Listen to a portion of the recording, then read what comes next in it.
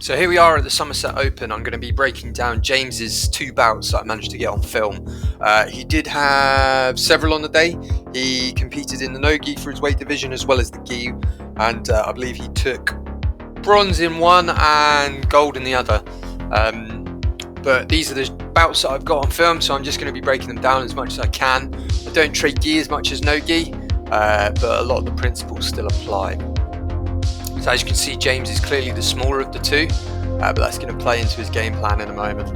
Now he sinks his weight on top of his opponent quite nicely to nullify any takedown attempts from that leg that they've got hold of. They could drive into him, but he's ready for that. Very nicely sinking his weight down. So his opponent opts to pull guard. Now as James postures up, what his opponent does is he bucks up and over, which off balances James and allows his opponent to take his back quite nicely.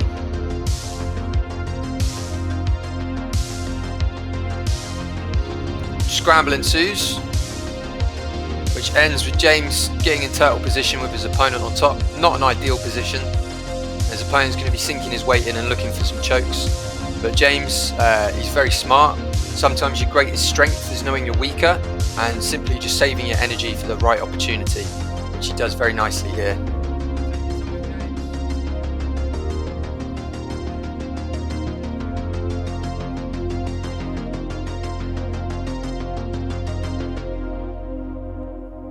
Just waiting, staying calm, not panicking.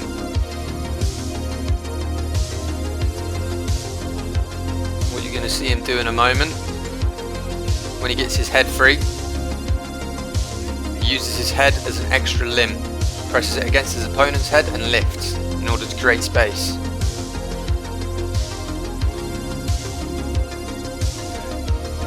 And he does the same again here. What you're going to see here is that his opponent's plane of balance as he tries to move around to the side is perpendicular to James's. So what James can do is drive into him. When you drive perpendicular into someone's plane of balance, typically one thing happens. You off balance them, which results in, there you go.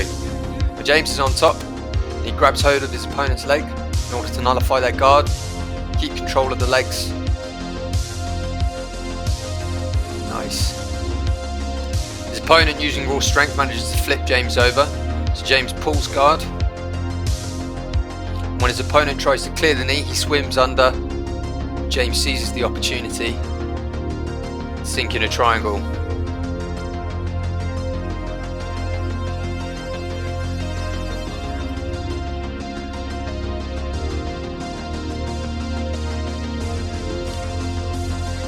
So his opponent thought of doing a slam there, which is highly illegal in most grappling rule sets.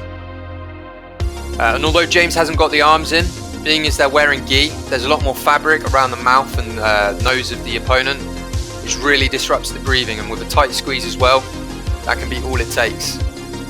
The gi also creates more friction, so it's harder for his opponent to slip his head out, which ends up resulting in a tap. We debate whether there was a tap or not. You can hear some of the people behind me saying, oh, he didn't have the arms in, it didn't count, this, that, the other.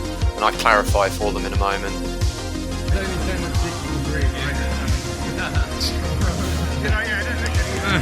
Congrats to James on a nice win. And here you go, here's the second bout. This one starts with him in top mount. I obviously didn't film the start. Now his opponent tries to clear his leg and establish their own guard, and only managed to get half guard. And from here it's a fight for position. They're continuously switching back and forth between underhook, overhook, fighting for dominance on that side, on the side facing us with the arms. And James is looking for the underhook because he's on top. If he gets the underhook, it means he can isolate the arm and attack it. What I mean by underhook is going under their armpit. People walking in front of the camera. Now James decides to backstep, which allows him to run away from his opponent's legs, nullifying their guard. His opponent quite nicely manages to re-establish guard, and as James postures up, they grab hold of his ankles. Now what James needs to be careful of is, as they've got control of his ankles, they posture up and then away. Whilst pulling in on the ankles, it can result in a sweep. But James is quite savvy to this, so he sinks all of his weight down and skydives. And when his opponent opens their guard, He swims one arm under and manages to flip him over. Now that he's on top, his opponent's in pure survival, trying to not let him consolidate the mount. Again, this is a struggle for position. James again is taking his time. He's not trying to rush anything.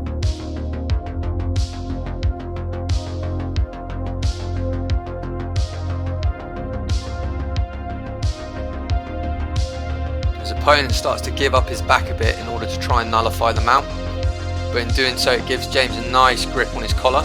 Now this is the difference between gi and no gi, is there's more attacks than grips.